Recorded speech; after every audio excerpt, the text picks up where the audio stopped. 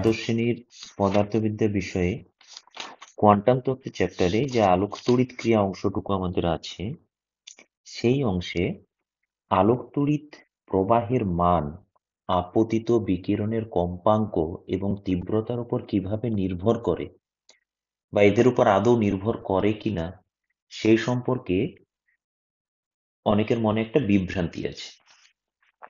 আজ আমরা এই অংশটুকু আলোচনা করব যে আলোক তড়িৎ সম্পৃক্ত প্রবাহের মান আপতিত বিকিরণের তীব্রতা এবং কম্পাঙ্কের উপর কিভাবে নির্ভর করে।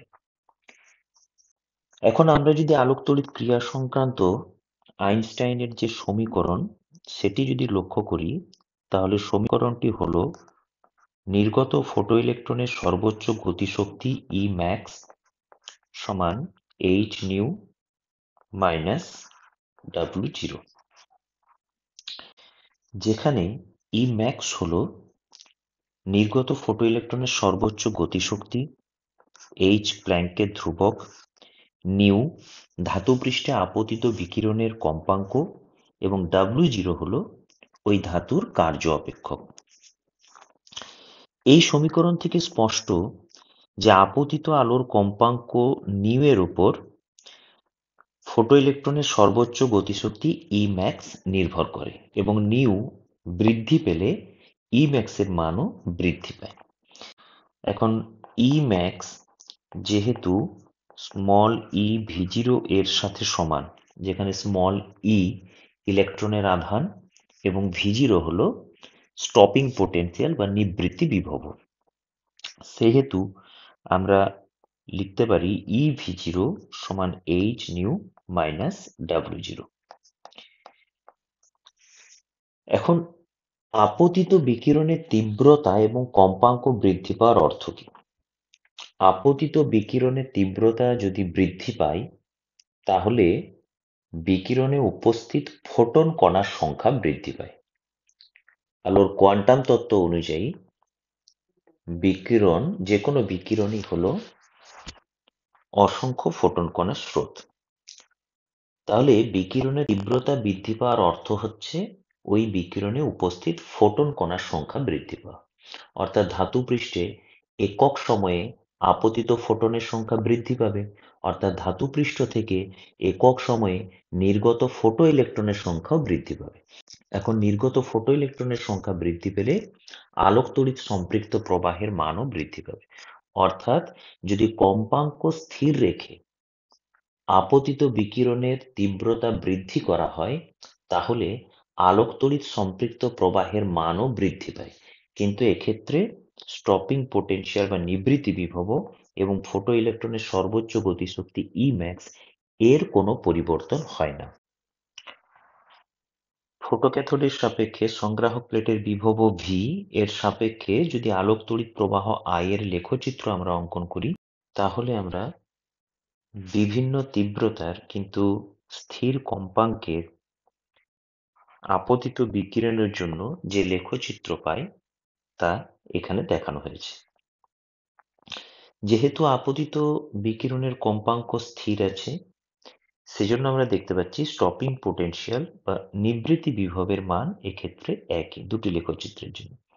কিন্তু আপতিত বিকিরণের তীব্রতা যখন কম, তখন আলোক তড়িৎ সম্পৃক্ত প্রবাহের মানও কম এবং আপতিত বিকিরণের তীব্রতা বৃদ্ধি পেলে আলোক তড়িৎ সম্পৃক্ত প্রবাহের মানও বৃদ্ধি পাচ্ছে।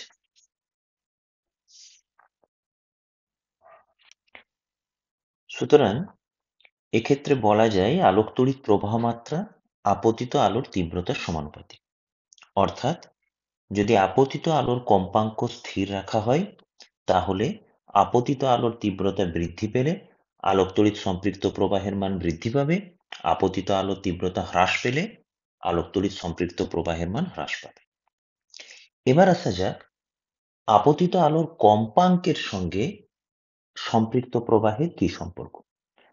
আপতিত আলোর কম্পাঙ্ক বৃদ্ধি পাওয়ার অর্থ হচ্ছে নিউ এর মান, সমীকরণ 1 বা 2 এ নিউ আপতিত আলোর কম্পাঙ্ক নিউ এর মান বৃদ্ধি পাওয়া। এখন কোয়ান্টাম তত্ত্ব অনুযায়ী তড়িৎচুম্বকীয় বিকিরণ অসংখ্য ফোটন কণার স্রোত। বিকিরণের কম্পাঙ্ক বৃদ্ধি পাওয়ার অর্থই হলো ওই বিকিরণে উপস্থিত প্রতিটি ফোটনের শক্তি বৃদ্ধি পাওয়া। যেহেতু বিকিরণে উপস্থিত প্রতিটি ফোটনের শক্তির রাশিমালা হচ্ছে h*e। সুতরাং আপতিত আলোর কম্পাঙ্ক বৃদ্ধি পেলে উপস্থিত ফোটন কণার সংখ্যা একই থাকে, বৃদ্ধি পায় না, বরং প্রতিটি ফোটনের শক্তি বৃদ্ধি পায়। তাহলে এক্ষেত্রে ধাতু পৃষ্ঠের সঙ্গে সংঘর্ষের ফলে নির্গত ফোটো ইলেকট্রনের সংখ্যার কোনো পরিবর্তন হবে না। যেহেতু আলোতে উপস্থিত ফোটন কণার সংখ্যার কোনো পরিবর্তন হচ্ছে না আপতিত আলোর কম্পাঙ্ক বৃদ্ধি পেলে, তাই আলোক তড়িৎ সম্পৃক্ত প্রবাহের মানকে কিন্তু পরিবর্তন হবে না। অর্থাৎ আপতিত আলোর কম্পাঙ্ক বৃদ্ধি পেলে আলোক তড়িৎ সম্পৃক্ত প্রবাহের মানের কোনো পরিবর্তন হবে না। কিন্তু যেহেতু ১ বা ২ নম্বর সমীকরণ থেকে আমরা দেখতে পাচ্ছি নিউ এর মান যদি বৃদ্ধি পায়, তাহলে নির্গত ফোটো ইলেকট্রনের সর্বোচ্চ গতিশক্তি Emax বা স্টপিং পোটেনশিয়াল বা নিবৃত্তি বিভব V0 এর মান কিন্তু বৃদ্ধি পাবে। এখন একই তীব্রতার কিন্তু বিভিন্ন কম্পাঙ্কের আপতিত বিকিরণের জন্য ফটোক্যাথোডের সাপেক্ষে সংগ্রাহক প্লেটের বিভবের সাপেক্ষে আলোক তড়িৎ প্রবাহ মাত্রার লেখচিত্রটি দেখানো হয়েছে। এক্ষেত্রে আমরা দেখতে পাচ্ছি যে একই তীব্রতার কিন্তু বিভিন্ন কম্পাঙ্কের দুটি বিকিরণের জন্য লেখচিত্রটি আঁকা হয়েছে। যেহেতু আপতিত বিকিরণের তীব্রতা একই আছে, তাই এই লেখচিত্র অনুযায়ী আমরা দেখতে পাচ্ছি যে আলোক তড়িৎ সম্পৃক্ত প্রবাহের মান কিন্তু স্থির আছে। যখন আপতিত বিকিরণের কম্পাঙ্ক বেশি থাকে তখন নিবৃত্তি বিভব এর মান বেশি হয়, যখন আপতিত বিকিরণের কম্পাঙ্ক কম থাকে নিবৃত্তি বিভবের মান কম হয়। অর্থাৎ আপতিত আলোর তীব্রতা স্থির রেখে যদি আলোর কম্পাঙ্ক বৃদ্ধি করা হয় তাহলে সম্পৃক্ত প্রবাহের মানের কোনো পরিবর্তন হয় না, কেবলমাত্র নিবৃত্তি বিভব বা নির্গত ফোটো ইলেকট্রনের সর্বোচ্চ গতিশক্তি বৃদ্ধি পায়।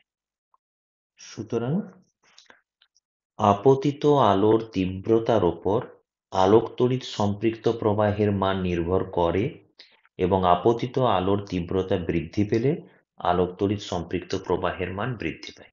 কিন্তু আপতিত আলোর কম্পাঙ্কের ওপর আলোক তড়িৎ সম্পৃক্ত প্রবাহের মান নির্ভর করে না।